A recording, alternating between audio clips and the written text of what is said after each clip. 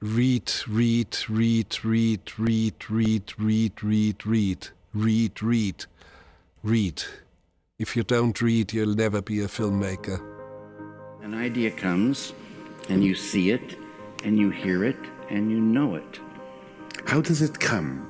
It comes like on a TV in your mind.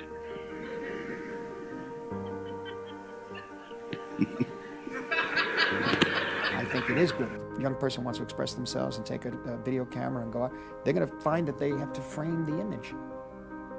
And in framing the image, they're going to find that they have to interpret what they want to say to an audience. So how do you point the audience's eye to look where you want them to look and to get the point, the emotional and psychological point that you want to get across to them? They're going to have to make that decision. The real making of the filmmakers when they look to that viewfinder. I watched a couple of really bad directors work, and I saw how they completely botched it up and missed the visual opportunities of the scene when we had put things in front of them as opportunities, set pieces, props, and so on. They had these great actors to work with, and they just blew it. And there was a moment where I said, I may not be very good at this, but I know I'm better than that guy. And that was kind of a critical moment, because when you realize that you can at least be better than somebody else who's already doing it, then you can visualize yourself doing the job. What I've learned is that the stuff that I got in trouble for, the casting for The Godfather or the flag scene in Patton, was the stuff that was remembered and was considered really the good work.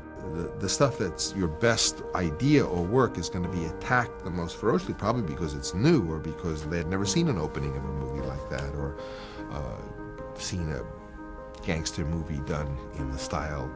So you have to really be courageous about your instincts and your ideas, because otherwise you'll just, knuckle under and change it, and then things that might have been memorable will be lost. Life is more sensational. I would say that, how does one describe drama? Drama is life with the dull bits cut out. About something I said, when a journalist asked me years ago a question I really couldn't answer. They said, what do you do? Why do you do this? And I don't know where it came from, but I sort of turned to the journalist in a flip kind of way. I said, I dream for a living. Years later I realized, well, that's exactly what I do. I dream for a living. Desiring an idea is like a bait on a hook. Yeah. It can pull them in. And if you catch an idea that you love, that's a beautiful, beautiful day. We don't really fill a pressing popular need. We try to create it. And if we didn't love movies as much as we do, if we weren't a little crazy on the subject, there wouldn't be any movies at all.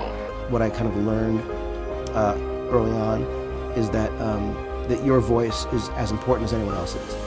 Now, you may not always be right, and you shouldn't be cocky about it, but that there's a kind of, I felt like I needed to learn that the ideas that I had were as good as anyone else's ideas. Be a director. Pick up a camera, shoot something, no matter how small, no matter how cheesy, no matter whether your friends and your sister star in it. Put your name on it as director. Now you're a director.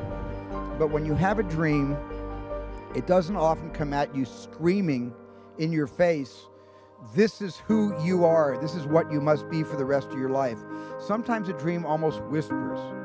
And I've always said to my kids, the hardest thing to listen to, your instincts, your human personal intuition, always whispers, it never shouts.